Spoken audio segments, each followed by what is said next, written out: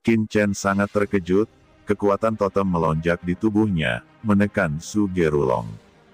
Qin Chen benar-benar merobek kekuatan Su Gerulong, bagaimana dia melakukannya?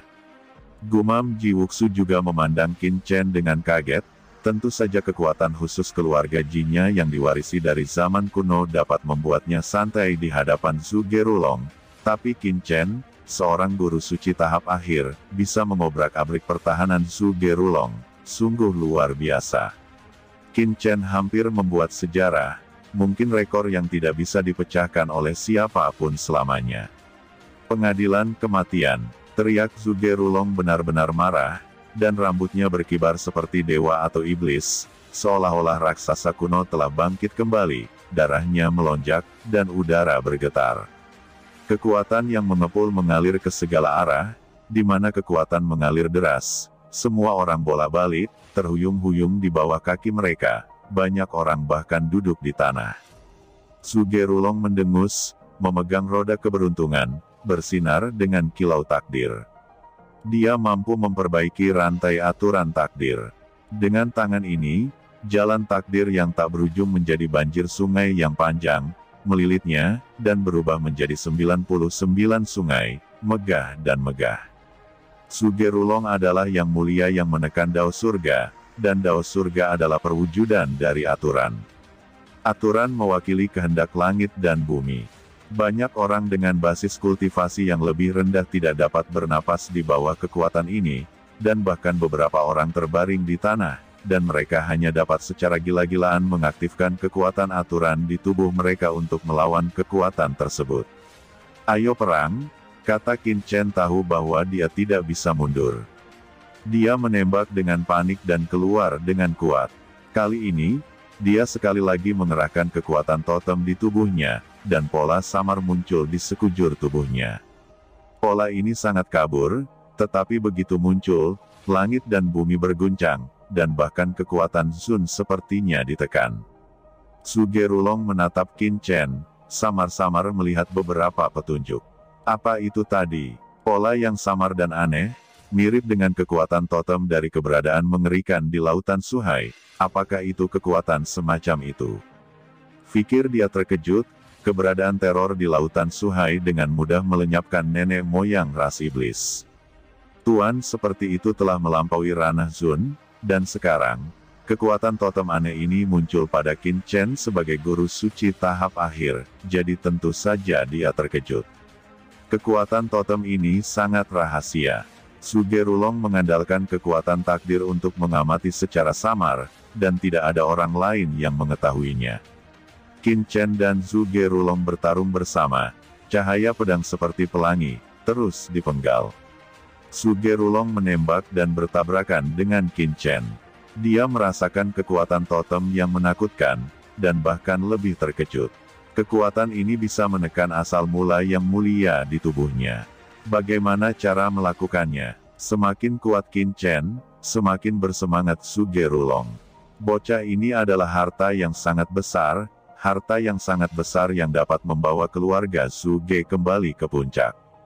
Dan ketika Qin Chen dan Su Gerulong bertempur, Ji Wuxu dan yang lainnya juga bergerak satu demi satu, mengepung Su Gerulong, kedua belah pihak bertempur, dan paksaan yang mengerikan meletus, menekan banyak master di tempat kejadian.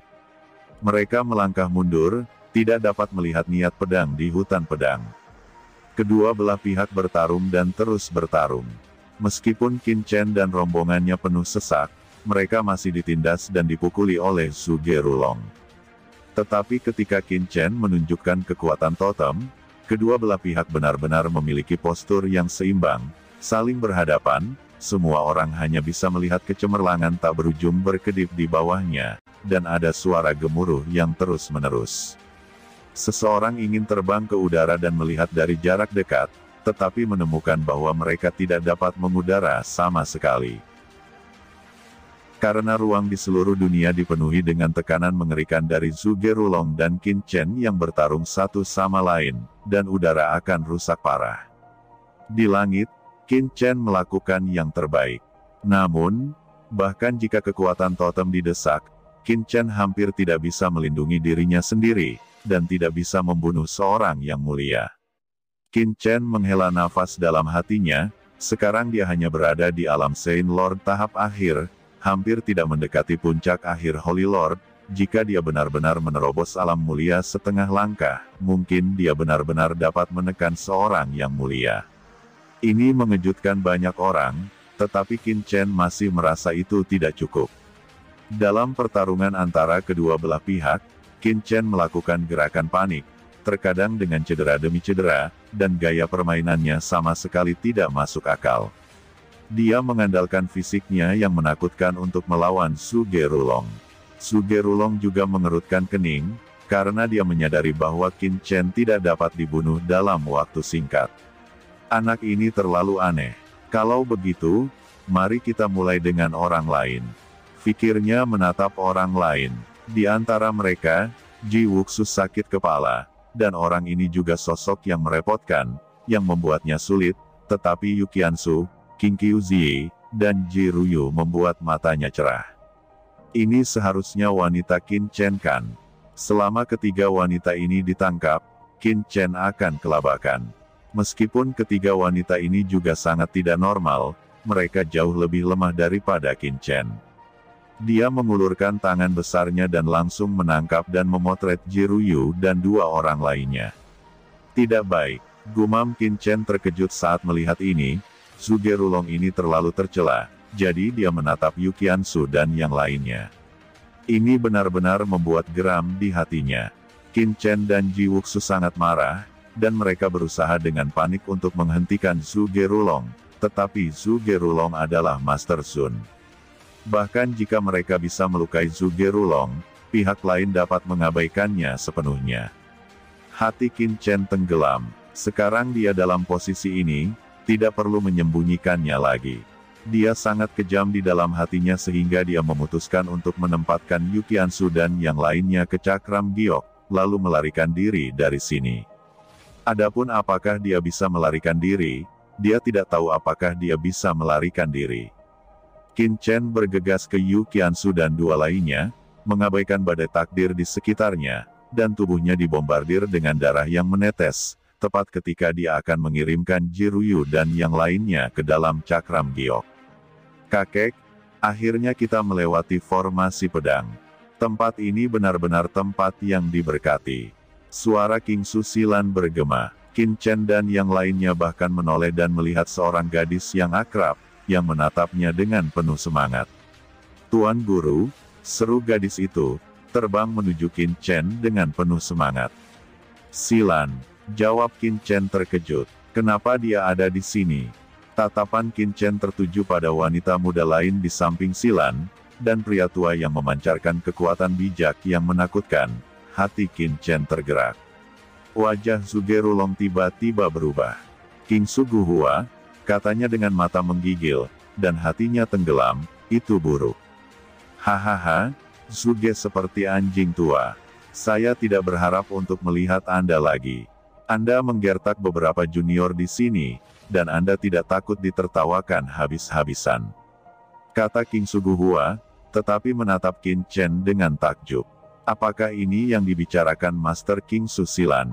Itu luar biasa. Siapakah King Su Guhua? Dia bisa melihat situasi di pengadilan sekilas. Dia bisa merasakan bahwa Qin Chen dan Su Gerulong telah bertarung untuk sementara waktu, dan mereka semua sangat malu, dengan bekas luka di tubuh mereka. Namun, di antara 5 orang Qin Chen, tidak ada Master Sun.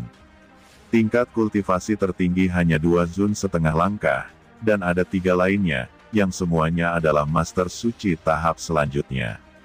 5 orang seperti itu dapat bertarung bersama Su Gerulong. Dan tampaknya pertempuran belum berakhir untuk waktu yang lama, yang membuat King Su Guhua tidak berdaya. Teman kecil, kamu seharusnya adalah Master King Su Silan, Chen King Kan. Orang tua ini King Su Guhua, leluhur keluarga King Su, terima kasih telah membantu saya di keluarga King Su. Kata King Su Guhua dengan senyum tipis, tubuhnya bergerak, dia pertama kali menghentikan King Su Silan yang bersemangat, dan menerbangkannya ke saudara perempuannya King Su Siyun, sambil mentransmisikan suara, "Siun, lihat dia, jangan terburu-buru dan mundur."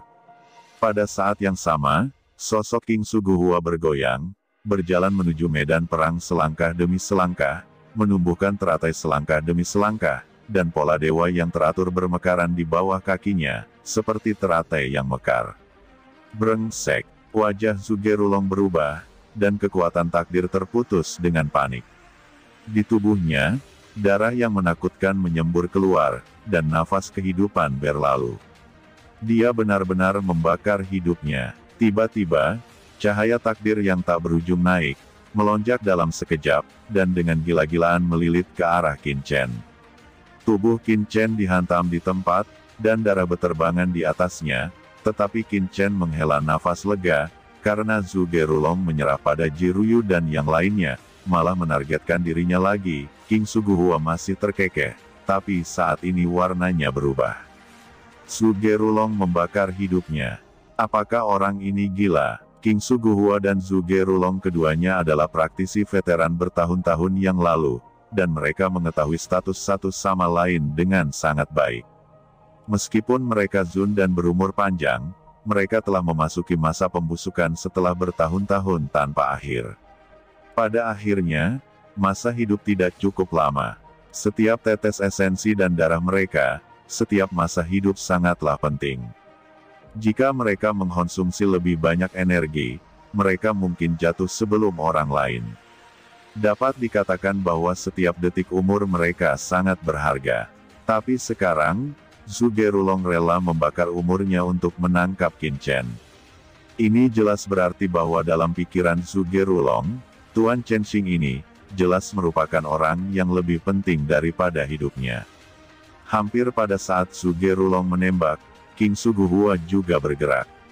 Di tubuhnya, kekuatan tak berujung dari Yang Mulia mendidih dan mengamuk, seperti dewa yang sama, membunuhnya dengan kuat, dan masa hidupnya melonjak. Dia juga benar-benar membakar yuan hidupnya secara langsung. Karena dia tahu betul bahwa Zhuge-Rulong, dia tidak boleh membiarkannya berhasil. Zhuge-Rulong marah dan cemas, dan ingin menjatuhkan Qin Chen sepenuhnya. Qin Chen merasakan tekanan tak berujung menyapu dirinya, dan tubuhnya gemetar samar, dan hampir retak. Kekuatan yang dikeluarkan oleh seorang Zun dari membakar masa hidupnya sangat mengerikan. Istana Xiaodou ungu, tungku 10.000 Dao King Jin dan dua harta mengerikan yang mulia bergetar hebat, melawan di depannya. Pada saat yang sama, Qin Chen tiba-tiba mendesak asal mula waktu di benaknya dan memicu aturan waktu. Aliran waktu antara langit dan bumi di sisi ini dengan cepat mengeras. Ini aturan waktu. King Suguhua ketakutan, tetapi meskipun ada aturan waktu, Zhuge-Rulong melakukan tembakan pertama, dan masih mengambil kesempatan pertama. Telapak tangan besar sudah ditekan, dan dengan keras, Qin Chen berupaya memacu kecepatan Zi Xiaodou Gong dan Wandao King Jin Pil Furnace bergetar hebat, dan mereka meledak. Qin Chen segera mendesak kekuatan totem, niat membunuh yang tak ada habisnya melonjak di matanya, dan pedang karat misterius di tangannya naik ke langit dengan energi pedang yang tak ada habisnya. Energi pedang berada di atas awan, dan kekuatan totem itu terlalu kuat. Qin Chen meledak menjadi kabut berdarah, berlumuran darah, tapi dia juga mampu melawan Zhuge-Rulong yang sedang membakar darah. Zhuge-Rulong marah, frustrasi, dan ingin melanjutkan aksinya, tetapi saat ini, serangan King Suguhua telah melanda, dan serangan mengerikan datang kepadanya seketika.